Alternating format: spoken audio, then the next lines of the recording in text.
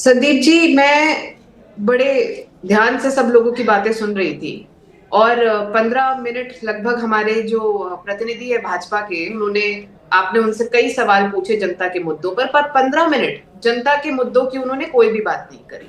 और यही काम देश की संसद में भी होता है और यही काम देश की विधानसभाओं में भी आज भारतीय जनता पार्टी के लोग कर रहे हैं। हमारे भाजपा के साथी ने ये कहा कि नमूने, वो पहली बात है जो नमूना शब्द उनके नेता ने बोला, जो कि मुझे लगता है कि किसी भी जनता के प्रतिनिधि को, जो कि संसदीय भाषा होती है, ये बिल्कुल उससे परे है। इस तरह का शब्द नहीं बोलना चाहिए और 2 बार के मुख्यमंत्री और कई बार के सांसद को तो कतई नहीं बोलना चाहिए तो था। उसी फिर भी उसी भाषा में जवाब भी दिया अखिलेश यादव ने। वो जवाब भी तो गैर जरूरी था। नहीं, देखिए, वो एक मुझे लगता है एक अलग मुद्दा है। कोई अगर किसी को कुछ कहेगा और एक उसका एक ढंग है उसका जवाब देने का, लेकिन मैं ये कह रही हूं कि भाजपा के जो प्रवक्ता हैं वो तो एक कदम और आगे चले गए। उन्होंने कहा कि हर वो व्यक्ति जिसको विकसित भारत आज नजर नहीं आ रहा है वो नमूना है। यानी कि जो हम सभी लोग जो आज प्रदूषण में रहते हैं, हम लोग अपने घर से सुबह बाहर निकलते हैं, आम आदमी बाहर निकलता है, सांस नहीं आती, वो नमूना है। जो लोग अपने बच्चों को खेलने नहीं भेज पा रहे, स्कूल नहीं भेज पा रहे, वो नमूने हैं। जिन विद्यार्थियों का, जिन युवाओं का पेपर लीक हो जाता है और उन्हें नौकरियां नहीं मिल पा रही, उन्हें विकसित भारत नहीं नजर आ रहा, वो सब नमूने हैं। जो पानी में आज यूरेनियम निकल रहा है, आदमी पानी पीने से डर रहा है। बिहार में माओ के दूध में यूरेनियम निकल रहा है, ये सभी लोग नमूने हैं। जो भी लोग जनता से, जो भी जनता के लोग उम्मीद करते हैं सरकार से कि जब सदन चलेगा, जब दिल्ली में पार्लियामेंट बैठेगी, जब हमारे प्रतिनिधि बैठेंगे तो प्रदूषण पे चर्चा होगी। बीकानेर रुपया वासी क्यों गिर हैं, रहा वो है? आपके सुर में सुरी मिला रहे हैं पंखुड़ी। भंवरलाल चौधरी वो कह रहे हैं मूल मुद्दों को छोड़ सिर्फ भावनात्मक शब्दों की सौगात दी जा रही है। विपक्ष सवाल पूछे तो मनगढ़ंत अतीत है ही। तो संदीप जी, वही बात तो हम कह रहे हैं कि जब विपक्ष ये कहता है, क्या विपक्ष ने ये नहीं कहा सदन शुरू होते ही, दिल्ली में पार्लियामेंट शुरू होते ही, पहले दिन ही क्या विपक्ष ने ये बात नहीं कही कि प्रदूषण पे चर्चा करी जाए? आपकी भी तो सुई अटक जाती है, आपके नेता की भी सुई अटक जाती है। अब वोट चोरी पर ही सारा का सारा ध्यान लगा दिया। वो 91 रुपए से ऊपर चला गया, कमजोर लगातार होता जा रहा है रुपया। खाद की लाइनें लगी हुई हैं। एक मुद्दा थोड़ा, पूरी थाल सजी हुई है। सभी मुद्दों में वोट चोरी भी एक बहुत अहम मुद्दा है, क्योंकि ये सभी मुद्दों पे कोई चर्चा नहीं हो पाएगी, कोई इनका समाधान नहीं निकल पाएगा जब तक कि लोगों का जो मूलभूत अधिकार है, यानी कि वोट देने का अधिकार, कभी चौकीदार चोर है, कभी वोट चोरी, चोरी चोरी पर इतनी इतनी तवज्जो दे देते हैं राहुल गांधी कि आपका जनाधार की चोरी हो रही है लगातार। संदीप जी, देखिए, जो एक लगातार मुद्दा वोट चोरी का कांग्रेस पार्टी द्वारा उठाया गया और प्रमाण के साथ राहुल जी ने ये साबित कर दिया कि वोट चोरी हो रही है। और अब तो भाजपा के लोग स्वयं स्वीकार कर रहे हैं, माइक पे आकर ये कह रहे हैं कि हमें डीएम ने जिता दिया। तो सभी लोग जानते हैं, आज देश का आम आदमी जानता है कि वोट चोरी किस तरह से करी जा रही है, किस तरह से एक एक घर में 100, 150, 500 वोट निकलते हैं। हर व्यक्ति ये जानता है। तो मतलब हर व्यक्ति जानता है, पर मौन भी है। चर्चा नहीं हुई। राजनीतिक विमर्श आशुतोष मौन है असल मुद्दों पर। और नमूना कौन है? नमूना हमें बनाया जा रहा है क्या, या हम बन गए हैं नमूने? ये आपस में तो लड़ते रहेंगे, नमूना हम बन रहे हैं क्या? नहीं संदीप, सबसे पहले तो बड़े दुर्भाग्य की बात है कि दरअसल इस देश के का राजनीतिक कल्चर इतना खराब हो चुका है, राजनीतिक संस्कृति इतनी खराब हो गई है कि एक दूसरे को शत्रु के दृष्टि से देखा जा रहा और ऐसे शब्दों का इस्तेमाल किया जा रहा जिससे साफ तौर पर लगता है कि एक दूसरे के प्रति किसी तरीके का कोई प्रेम, कोई स्नेह कुछ है ही नहीं।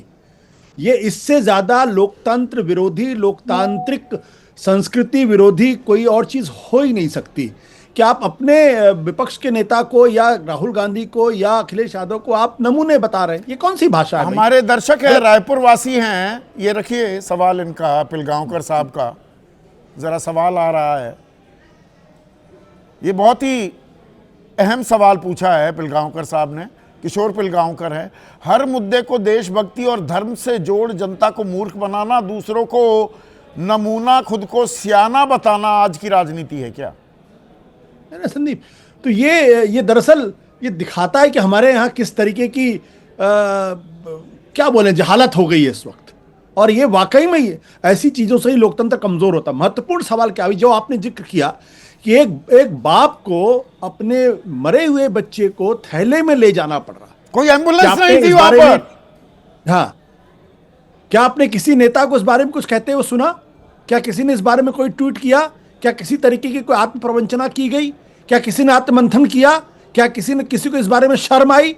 नहीं शर्म आई, और आएगी भी नहीं शर्म, क्योंकि ये एक गरीब आदमी की बात है। और वो गरीब आदमी है दरअसल जिसका वोट लेने के लिए तो आप उसके खाते में 10,000 रुपए डाल देते हो। नहीं, असल मुद्दे अब देखिए, उत्तर प्रदेश में जहां मैं बैठा हूं, यहां के नजदीक दादरी में ही अखलाक की हत्या कर दी गई थी। वो लिंच्ड कि गौमांस खा रहा है। अब वो सारे केस वापस लिए जा रहे हैं, चर्चा ही नहीं है। क्यों वापस लिए जा रहे हैं? 302 का मामला। भाई इसमें कौन सी है? मुझे तो हैरानी की बात नहीं है। मुख्यमंत्री जी ने तो अपने ही खिलाफ लगे हुए केसेस को वापस ले लिया था, अपने ही खिलाफ लगे हुए केसेस को। आप सोच लीजिए, अब आप तो कहे कि कानून की बात, कहे कि संविधान। देखिए, महत्वपूर्ण बात क्या है कि दरअसल वाकई में इस देश की जनता को सोचना पड़ेगा कि ऐसे लोगों का, ऐसे नेताओं को चुनते क्यों हैं। नहीं, अभी बुद्धपाल आपने सिंह उनका हैं, दिखाया, बरेली वासी, वो कह रहे हैं वंदे मातरम से ही खुश हो जाते हैं लोग। जो मैंने सवाल भी रखा है कि भाई रुपया रोजगार की काहे चिंता, वंदे मातरम से खुश जनता। जनता भी इन्हीं मुद्दों को देखकर सुनकर खुश हो जाती है क्या? संदीप, अभी आपने एक अच्छा सवाल पूछा कि भाई वंदे मातरम गाते हुए संघ के कितने लोग जेल गए। आप ये छोड़ दीजिए, मैं तो ये कहता हूं, मेरी चुनौती तो ये है कि संघ के किसी एक नेता की एक स्पीच दिखा दीजिए जिसमें उन्होंने अंग्रेजों की आलोचना की हो। एक स्पीच जो हेडगेवार से जुड़ी हो, तो 1925 के बाद, या गोलवलकर से जुड़ी हुई हो। एक स्पीच अगर ये दिखा दें जिसमें ये स्पष्ट तौर पर उन्होंने अंग्रेजों की बुराई की हो, या अंग्रेजों पर प्रहार किया हो, या अंग्रेजों पर हमले की, एक नहीं, स्पीच नहीं इसमें मिलेगी। एक और बात, ये नमूना इसलिए विमर्श आया है क्या, ये कोडीन कफ मामला ये गले की हड्डी भी बन गया है क्या? इसमें बहुत सारे दबंग, बाहुबली, उनके नाम भी हैं, उनके करीबी लोग, FIR हो चुकी है, 76 लोगों की गिरफ्तारी हुई है। ये कारोबार चलता कहां से था, किस इलाके से चल रहा है, उस पर पर्दादारी की जा रही है क्या? और इसीलिए बिल्कुल ध्यान भटकाने के लिए ऐसे शब्दों का इस्तेमाल हो रहा है क्या? संदीप, इसमें दोनों बातें हैं। देखिए, ध्यान भटकाने के लिए भी किया जा रहा है, और साथ ही साथ ये हमारे राजनीतिक नेताओं की एक भ्रष्ट भाषा भी हो गई है, भ्रष्ट भाषा हो गई है।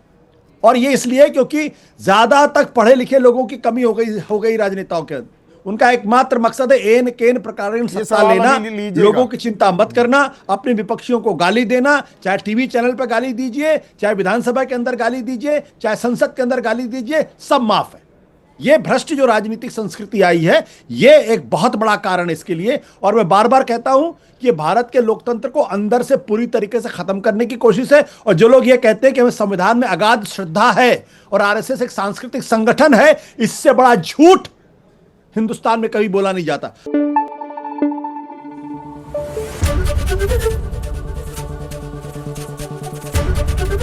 ABP न्यूज आपको रखे आगे।